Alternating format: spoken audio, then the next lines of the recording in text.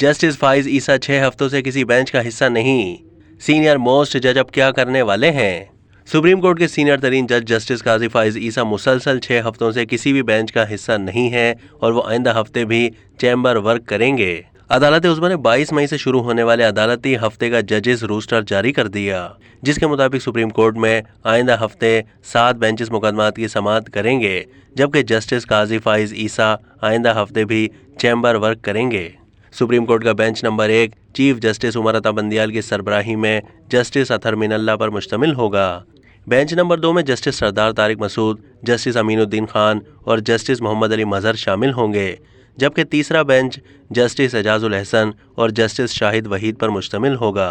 अदालत उज़्मा के आइंदा हफ्ते के रोस्टर के मुताबिक चौथा बेंच जस्टिस मंसूर अली शाह और जस्टिस हसन अजहर रिजवी पर मुश्तमिल होगा, जबकि 5वें बेंच में जस्टिस मुनीब अख्तर और जस्टिस जमाल मंदोखेल शामिल होंगे। बेंच नंबर 6 में याह्या अफरीदी और जस्टिस मज़ाहिर नकवी शामिल होंगे और 7वां बेंच जस्टिस मोहम्मद अली मजहर और जस्टिस अतहर मिनल्ला पर मुश्तमिल होगा। रोस्टर के मुताबिक दिन 11:30 बजे के बाद बेंच नंबर 2 में जस्टिस सरदार तारिक मसूद और जस्टिस अमीनुद्दीन खान शामिल होंगे। वाज़ेह है कि अदालत उज़्मा के सीनियर तरीन जज जस्टिस काजी फाइज ईसा मुसलसल 6 हफ्तों से सुप्रीम कोर्ट के किसी भी बेंच का हिस्सा नहीं है और वो आइंदा हफ्ते भी चैम्बर वर्क करेंगे। अब तक के लिए इतना ही। मज़ीद मालूमात के लिए डेली जंग के यूट्यूब चैनल को सब्सक्राइब कीजिए।